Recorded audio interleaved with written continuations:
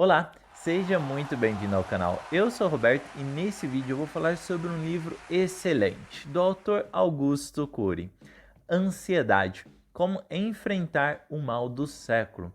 Esse vídeo ele é excelente, até mesmo pelo momento em que estamos passando. Então compartilhe esse vídeo com seus amigos, até porque a ansiedade é uma vilã silenciosa e pode sim estar ferindo seus familiares e amigos.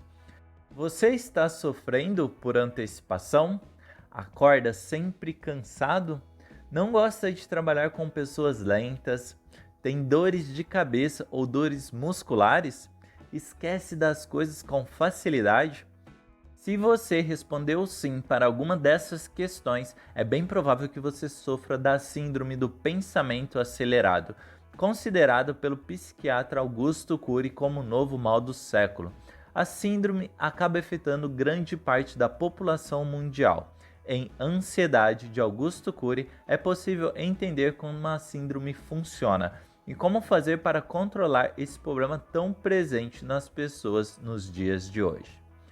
O mal do século. De acordo com a Organização Mundial da Saúde, a depressão abarca um número de 1,4 bilhões de pessoas na sociedade moderna.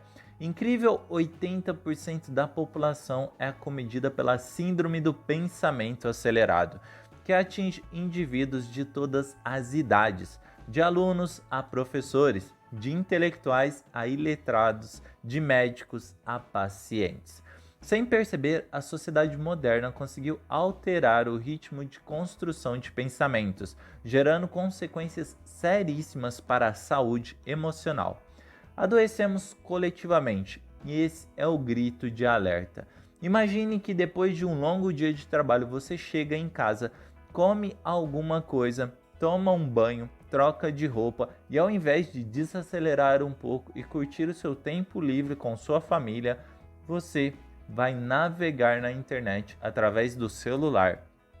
Você olha seu WhatsApp, todas as mensagens dos grupos, vê o Facebook e o Twitter. Quando você se dá conta, o tempo passou e já são mais de 8 horas da noite. Aí você percebe que seu cônjuge ou filhos também estão na internet, cada um com o seu respectivo aparelho, fazendo exatamente a mesma coisa que você. Segundo Augusto Cury, esse é o cenário perfeito para desenvolver a síndrome do pensamento acelerado, uma grande causadora de ansiedade, depressão e insônia. Provavelmente você foi exposto a uma quantidade enorme de estímulos e informações durante seu período de trabalho, e quando chega em casa, ao invés de desacelerar, você faz justamente o contrário. Como resultado desse excesso de estímulos sociais que somos submetidos diariamente, nosso cérebro é acometido por uma hiperconstrução de pensamentos, numa velocidade tão alta que nos faz sentir estressados e desgastados. Ao decorrer de mais de 30 anos de experiência, Augusto Cury percebeu que boa parte dos seus pacientes apresentavam um quadro comum de problemas psíquicos. Eles apresentavam mente inquietas, não conseguiam parar de pensar e, pior, pensavam em situações que nunca ocorreram e não têm a menor chance de ocorrer. Vivemos em uma época em que o número de pessoas depressivas e ansiosas está em seu maior nível. Nos Estados Unidos, por exemplo, a depressão afeta 18% da população e no Brasil, 10,8% das pessoas são afetadas pela doença. Para Cury, parte desse problema é causado pela enorme quantidade de entretenimento e informações ao que somos expostos diariamente. Diferente do que algumas pessoas acham, a ansiedade não surge do nada e ela precisa de um gatilho para aparecer. E o principal gatilho é a síndrome, sim, do pensamento acelerado. O eu maduro ou imaturo. Vivemos na idade da pedra em relação aos papéis do eu, como administrador da psique. Normalmente fazemos a higiene corporal a cada 24 horas, a higiene bucal a cada 4 ou 6 horas. Mas e a higiene mental? Quanto tempo temos para intervir quando somos invadidos por pensamentos perturbadores, uma ideia autopunitiva ou um estado fóbico? Segundo o autor, no máximo 5 segundos. A grande maioria das pessoas sabem dirigir um carro, mas não sabem dirigir as próprias emoções. Vivemos numa sociedade superficial e estressante, que todos os dias nos vendem produtos e serviços, porém, não nos ensinam a desenvolver um eu gerente, maduro, inteligente, consciente de seus papéis fundamentais. Como está o seu eu? O cárcere psíquico é liderado por doenças psicossomáticas, depressão, discriminação, violência escolar, dificuldade de transferência do capital das experiências, síndrome do circuito fechado da memória, síndrome do pensamento acelerado, culto às celebridades e padrão tirânico de beleza. Tais cárceres são evidências da crise do gerenciamento do eu. O erro de Einstein e outras consequências. Por nunca termos estudado o processo da construção de pensamentos, seus tipos e sua natureza, não desenvolvemos ferramentas para o eu ser um gestor psíquico. Isso gera alguns problemas que nos causam angústias.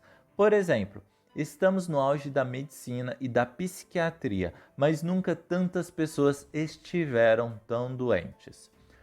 Um estudo do Instituto de Pesquisa Social da Universidade de Michigan mostra que, ao longo da vida, 1 em cada 2 pessoas devem desenvolver algum transtorno psiquiátrico. Esse número demonstra que um total alarmante de 3 bilhões de pessoas no mundo vão desenvolver algum problema. Estamos no apogeu da indústria do lazer, mas nunca houve uma geração tão triste e depressiva quanto a que vive hoje em dia. A era do conhecimento e da democratização da informação está acontecendo, e mesmo assim nunca produzimos tantos repetidores de informações ao invés de pensadores como agora. Qual a grande diferença entre uma pessoa em surto psicótico e uma pessoa em surto intelectual? Havia grande diferença entre Einstein, o gênio, e seu filho psicótico, que foi internado em um manicômio e nunca mais recebeu a visita do pai. O filho de Einstein podia construir pensamentos ilógicos e imagens mentais desconectadas da realidade, mas a atuação do eu e dos fenômenos inconscientes que Einstein usou para produzir a teoria da relatividade eram exatamente os mesmos.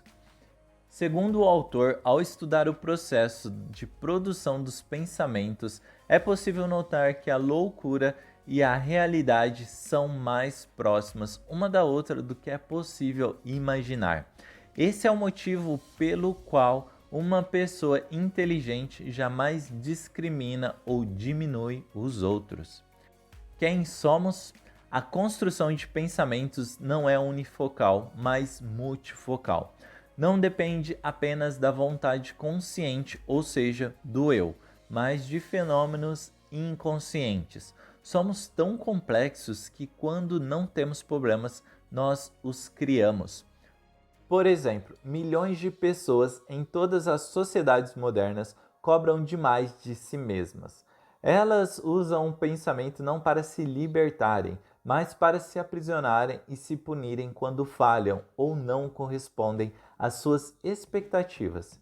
Quem cobra excessivamente de si pode ser ótimo para a sociedade e para a sua empresa, mas certamente será seu próprio algoz.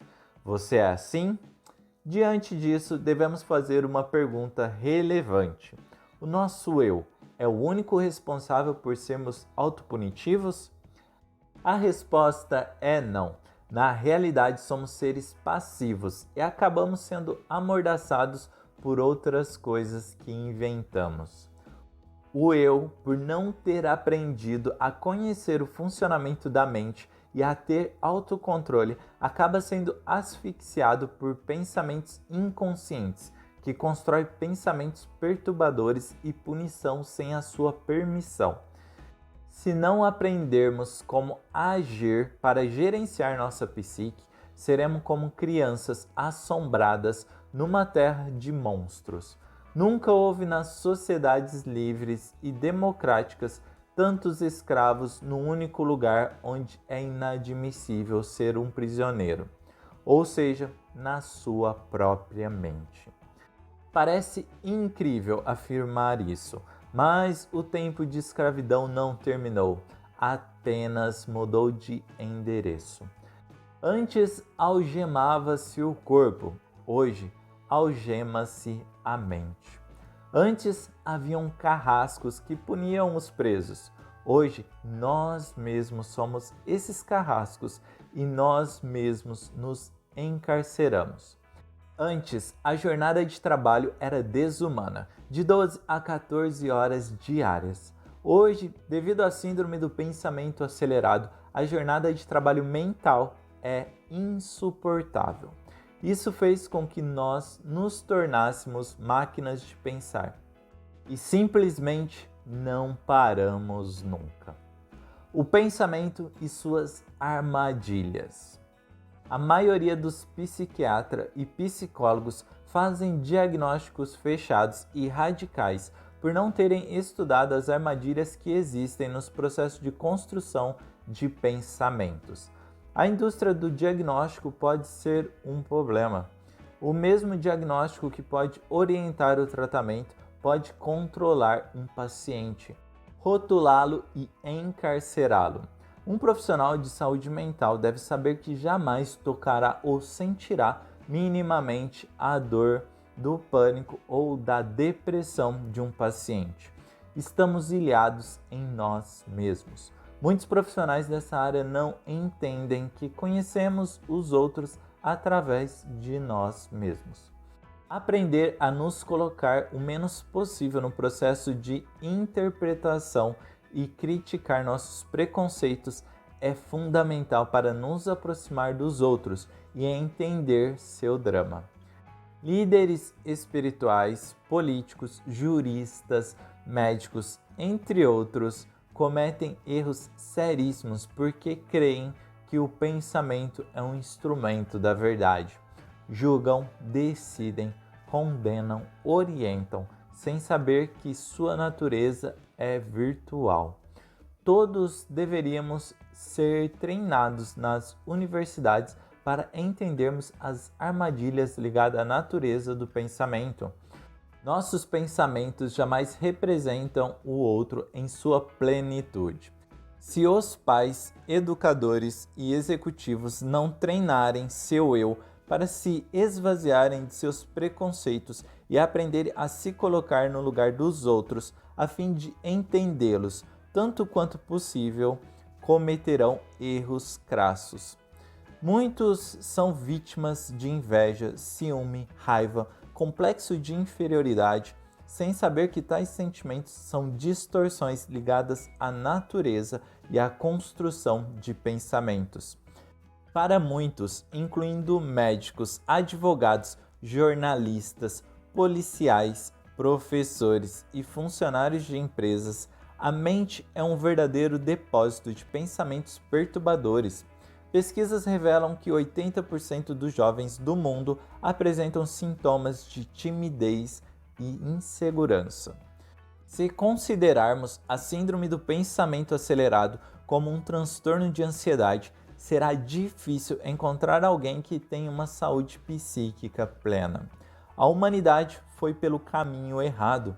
Estamos adoecendo rápida e coletivamente. Muitos neurologistas, psiquiatras, psicólogos e psicopedagogos, ao observar crianças e adolescentes agitados e inquietos, com dificuldade de concentração e rebeldes às normas sociais, chegam a diagnosticar errado, atribuindo tais comportamentos ao transtorno de déficit de atenção ou hiperatividade, quando a grande maioria desses pacientes é vítima da síndrome do pensamento acelerado. Por não terem tido a oportunidade de pesquisar o processo de construção de pensamentos, os profissionais não sabem que, se dermos muitos estímulos para nossa mente, facilmente desenvolvemos a síndrome do pensamento acelerado. Os sintomas dessa síndrome são, algumas vezes, parecidos com os da hiperatividade, mas suas causas são diferentes. Na hiperatividade há um fundo genético. Frequentemente, um dos pais é hiperativo. Além disso, a agitação e a inquietação de uma pessoa hiperativa manifestam-se já na primeira infância. Enquanto, na síndrome do pensamento acelerado, a inquietação é construída pouco a pouco, ao longo dos anos. Entre as causas da síndrome estão o excesso de estimulação, de brinquedos, de atividades de informação, entre outras coisas. O tratamento também é diferente em alguns aspectos. Na síndrome do pensamento acelerado não há alteração metabólica. A falha é funcional e social. Está ligada ao processo de formação da personalidade e ao funcionamento da mente e, portanto, deve ser corrigida com técnicas. Desacelerar a criança com a síndrome do pensamento acelerado é fundamental. Encorajá-la, por exemplo, a desenvolver atividades mais lentas e lúdicas, como ouvir músicas tranquilas, músicas clássicas, tocar instrumentos, pintar, praticar esportes e fazer teatro pode ser, sim, muito útil. Crianças e adolescentes hiperativos também podem e devem aprender essas práticas. Prescrever indiscriminadamente Ritalina e outras drogas para quem tem síndrome do pensamento acelerado pode ser um erro grave. Tipos de janelas de memória. Existem 3 tipos de janelas formadoras de memória e Augusto Cury explica todas elas. Janelas neutras correspondem a mais de 90% de todas as áreas da memória. Contém milhões de informações neutras e, em tese, sem conteúdo emocionais, tais como números, endereços, telefones, informações escolares, dados corriqueiros, conhecimentos profissionais. Todas as informações existenciais registradas no córtex cerebral. Desde a aurora da vida fetal até o último fôlego estão nessas janelas. Janelas killer, janelas assassinas em tradução livre. Correspondem a todas as áreas da memória que têm conteúdo emocional angustiante, fóbico, tenso, depressivo, compulsivo. São as janelas automáticas ou zonas de conflito. Killer em inglês significa assassino, assassina. Assim, como o próprio nome diz, são janelas que assassinam não o corpo, mas o acesso à leitura de inúmeras outras janelas da memória, dificultando ou bloqueando respostas inteligentes em situações estressantes. Quando o gatilho encontra tais janelas, uma janela fóbica, por exemplo, por mais absurdo que seja o objeto fóbico, por exemplo, um beija-flor ou uma barata, o volume de tensão é tão grande que bloqueia o acesso a milhares de janelas, fazendo com que o eu seja prisioneiro dentro de si mesmo, incapaz de dar uma resposta lógica. Por isso, mesmo intelectuais, quando estão sob um ataque de pânico ou outra fobia, ficam irreconhecíveis e têm uma reação desproporcional, incoerente e ilógica. Janelas killer são janelas que controlam, amordaçam e asfixiam a liderança do eu. Há vários subtipos de janelas killer, como as janelas do mau humor, ciúme, raiva, pessimismo, impulsividade, alienação, fobias, excesso de autoconfiança e dependências. Janelas light, janelas de luz em tradução livre. Corresponde a todas as áreas de leitura que contêm prazer, serenidade, tranquilidade, generosidade, flexibilidade, sensibilidade, coerência, ponderação, apoio e exemplos saudáveis. As janelas light, como seu significado em inglês, luz, acender, indicam que iluminam o eu para o desenvolvimento das funções mais complexas da inteligência. Capacidade de pensar antes de reagir, colocar-se no lugar do outro, resiliência, criatividade, raciocínio complexo, encorajamento, determinação, habilidade de recomeçar, proteger a emoção e gerenciar pensamentos. Agora que você conhece a síndrome do pensamento acelerado, que você possa agir nos gatilhos que a disparam e assim a evitar. E conhecendo também as janelas da nossa psique, que você consiga identificar qual janela você está usando e que você mude para a janela correta. Compre o livro, aqui na descrição do vídeo tem um link para você ver o preço dele. Tenho certeza que sim, você se tornará uma pessoa melhor a partir desse conteúdo. Compartilhe o vídeo com seus amigos e familiares que sim, podem estar sofrendo com a síndrome do pensamento acelerado. Siga o canal para você não perder os nossos próximos vídeos. Muito obrigado por sua companhia, tenha um excelente dia e até mais!